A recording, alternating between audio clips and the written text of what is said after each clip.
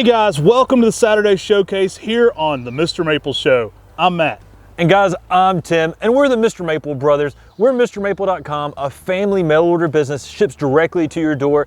We ship lots of 1 gallons and 3 gallons. So go shop on MrMaple.com.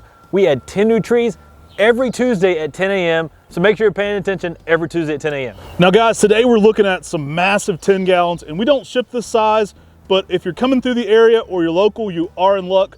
We are going to be offering these at our upcoming Memorial Day open house, and we're also going to be doing some 10-gallon open hours. So we're not going to be able to open the whole nursery up, but we're going to open up just for our 10 gallons on Thursdays.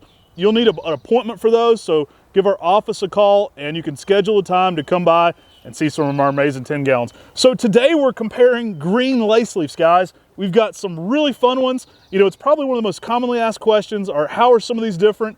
And let's get into it. So guys, we're standing here with Acer palmatum, dissectum, verus. This is a weeping green Laceleaf that typically gives you some really nice yellows to oranges in the fall. Now, a lot of people ask, how is verus and waterfall different? And I'll let you know, those are two of the closest Japanese maples in the entire world of Japanese maples. Originally, a lot of trees came in to America and they went via, from Japan to Europe, and they came in with Latin names. And that's how verus gets started as this green Laceleaf that's so popular. Now, a lot of times, verus became a group, so people would consider all green Laceleafs verus. Now, verus is a specific cultivar in the trade today, and waterfall is likely a seedling from that retains some very similar traits. Yeah, it was a verus grouping plant at a state park near a waterfall, and they got the name waterfall because it had that cascading habit and those green Laceleafs right beside of a waterfall. I've seen people say the difference is one goes yellow and one goes orange. And that's environmental. That doesn't matter at all. I'll be honest with you, most verus will have a more yellow color early in the fall color and a more orangey color late. And same with waterfall. You'll start out with more shades of bright highlighter yellows to golden yellows, and then fading to more of that bold orange later as you get into the fall color. And some of the older nurserymen would say that waterfall used to hook more and had more hook to it. But the truth is, when you actually see old verus, they hook as well. And so they've become the same cultivar in the nursery trade today, verus and waterfall. They're both amazing plants. They're both spectacular weeping green Laceleafs that people love in their garden. Yeah. Now, verus is a great tree for so many reasons. This is a great Japanese maple for sun conditions. It's exceptionally heat tolerant up to zone 8. You can put this typically in full sun. Now, zones, as you know on our channel, aren't a perfect indicator of heat index, so always check your heat index. But verus is exceptionally sun tolerant. This one looks great. It's going to make more of that low cascading umbrella shape. And like I said, go through some amazing fall colors. Now, one of my dad's favorite times, he always said this one is a highlighter right at dusk. And you can get that incredible lime green to dark green, especially even midsummer. It really just grows in the landscape. And it's a tree that's going to go out and stand out against brick houses or against other red Laceleafs. It's really going to show out and bring that contrast to the eye. Yeah, I think you mentioned it exactly. A lot of times people will want to put a red Laceleaf in those darker spots in the garden next to brick houses, and they may get lost. And by planting something like a verus in that same spot, that color contrast really makes it pop and brings your garden alive. And verus is one of those plants that gives you that nice summery feel on a weeping green Laceleaf that's just going to give you extraordinary fall color. Now, if you're talking about traditional Japanese gardening, they often deal with a lot of green Japanese maples. So in a traditional Japanese garden, they would often use a more green Japanese maple if it's got a weeping habit like a verus, versus something that would be more of your traditional red weeping Japanese maple that may be more popular in America, but less popular typically in Japan. Now, verus is going to be a great tree for in the ground, sun or shade. It's going to look great in the shade because you're not going to lose any of your red in the shade, so it's already going to be a green color. Typically, trees do green up in heavy shade conditions. Verus is going to look great sun or shade.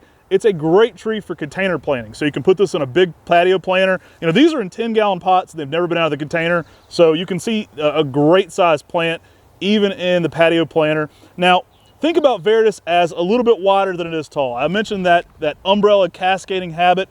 This one's going to be typically about 5 feet tall by about 5 to 6 feet wide, typically 6 feet wide even in 10 years, so a little bit wider than it is tall, and exceptional for so many different locations.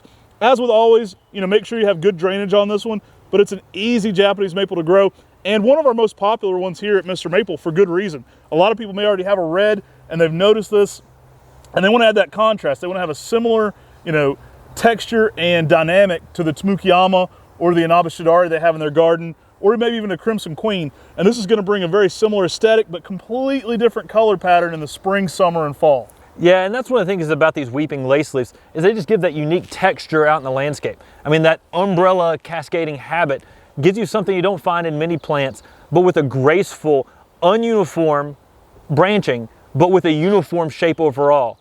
And it's so pleasing to the eye, and that is one of the reasons why people love verus in their garden. Hey guys, let's go check out Spring Delight to give you another look at a very unique, different green weeping lace leaf. Guys, next I'm standing with Acer palmatum dissectum Spring Delight. This is another gorgeous weeping lace leaf. Now with lace leaves, they're very unusual in the fact that they have sublobes on the leaves that are deeply, deeply divided, all the way back to the base of the leaf. And that is one of the things that makes lace leaves unique. Now one thing that's unusual about Spring Delight is it has less sublobes, which are those little incisions on each lobe of the leaf. The little incisions, it's got less of those and less deeply cut than on something like the verus and the waterfall that we were just talking about. This plant is exceptional on its leaf shape alone, but it has so many other great characteristics. Yeah, now this was a selection by our good friend and mentor, Talon Buckholtz. Go check out our top 50 podcasts. We do 2 podcasts, 25 on each, where we talk about our favorite trees by Talon Buckholtz. And Spring Delight is a classic weeping form. Now, what this one is famous for is being a green lace leaf with a bright purple border in the early spring. We love to make our maple comparisons, so think of this one as waterfall times Tsumagaki. You're gonna get that purple border going on top of a green lace leaf. Now, it carries this characteristic throughout the spring into the early summer, and then this tree will fade to a light green. So think of it as a waterfall or a verus that brings a little extra pizzazz to that springtime garden. It really looks like you took each lobe and sublobe and dipped it in red paint. And that just gives it such a very ornamental appeal. I mean, what a delight, Spring Delight. I mean, this plant puts on a really big show of spring interest with that purple red border that just makes this tree stand out from many of the other green lace leaves. And then you still get a gorgeous yellow to orange fall color. Mm-hmm. I mean, I remember going and seeing a gorgeous specimen of these at Cox Gardens with Tom Cox. Yeah. And this is just a plant that is spectacular. If you hadn't checked out our full tour of Cox Gardens, go check that out.